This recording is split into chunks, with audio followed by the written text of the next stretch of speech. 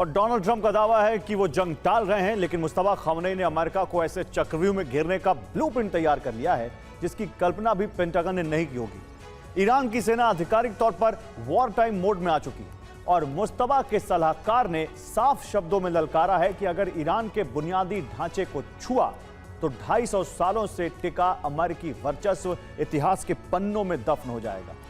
एक तरफ cease fire की आड़ में ईरान ने अरब से लेकर यूरोप तक तबाही का खौफनाक नेटवर्क एक्टिव कर दिया है, तो दूसरी तरफ ईरान ने अहवाज से लेकर खलखाल तक अपने मिसाइल और एयर डिफेंस सिस्टम पहाड़ों में छिपा दिए।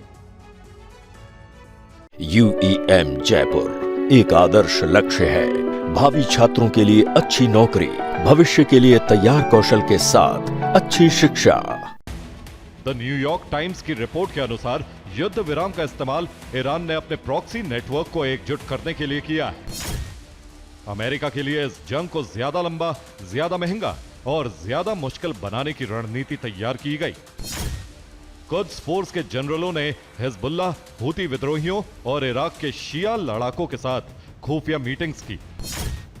हिजबुल्लाह की गवर्निंग काउंसिल में अब सीधे IRGC कमांडरों को तैनात कर दिया गया है ताकि तेहरान का इस नेटवर्क पर सीधा नियंत्रण रहे। ईरान के नए सुप्रीम लीडर मुस्तफा खामनेई ने अमेरिका को घेरने का एक नया चक्रव्यूह रचा है। इस नक्शे के जरिए समझिए कि मुस्तफा खामनेई का यह खौफनाक नेटवर्क कहां कहां फैल चुका है। हिजबुल्लाह की गवर्निंग काउंसिल में IRGC कमांडरों की सीधी तैनाती करके लेबनान फ्रंट को एक्टिव किया है।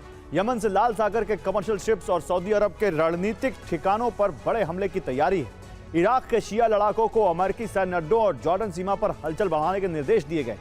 पश्चिम एशिया से निकलकर ईरान ने स्वीडन के कुख्यात गैंग के जरिए यूरोप में शैडो वॉर का नया केंद्र बनाया है। स्वीडन को IRGC और फॉक्सट्रॉट गैंग के मुख्य ऑपरेटिंग हब के रूप में इस्तेमाल किया जा रहा है। स्वीडन की सीमा से सटे नॉर्वे में गुप्त ठिकानों और स्लीपर सेल्स का जाल बिछाया है। डेनमार्क, फिनलैंड, बेल्जियम और यहां तक कि ब्रिटेन में भी अस्थिरता फैलने के लिए IRGC के इशारे पर काम जारी। BBC की जांच में दावा किया गया कि स्वीडन के कुख्यात फॉक्सट्रॉट नेटवर्क का इस्तेमाल ईरान से जुड़े अभियानों में किया गया। यह network Norway, Denmark, Finland, Belgium और ब्रिटेन तक फैला हुआ है। रिपोर्ट के मुताबिक ड्रग तस्करी और कॉन्ट्रैक्ट किलिंग में शामिल इस नेटवर्क के जरिए IRGC ने यूरोप में सीक्रेट ऑपरेशन की रणनीति तैयार की। इसी आशंका के बीच अरब और यूरोप के देशों की बेचैनी भी बढ़ गई।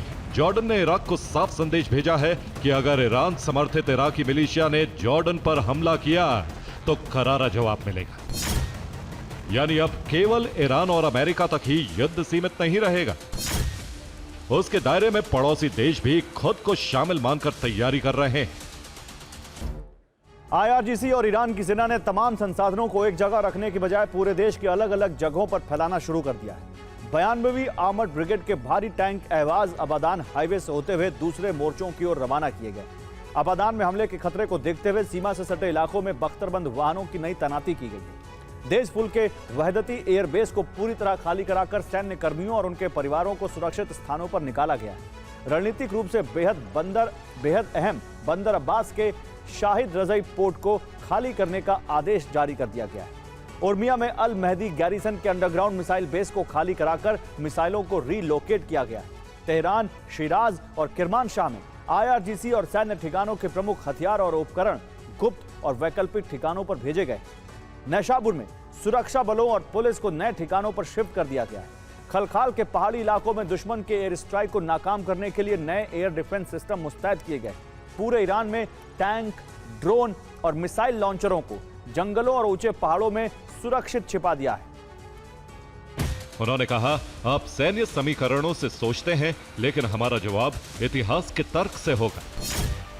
अगर ईरान के बुनियादी ढांचे पर हमला हुआ तो 250 वर्षों से जिस व्यवस्था पर अमेरिकी प्रभुत्व खड़ा है उसी की नींव हिल जाएगी। जब इस व्यवस्था के स्तंभ गिरेंगे तब ना कोई कमांड सेंटर बचेगा और ना लूटने के लिए कोई बस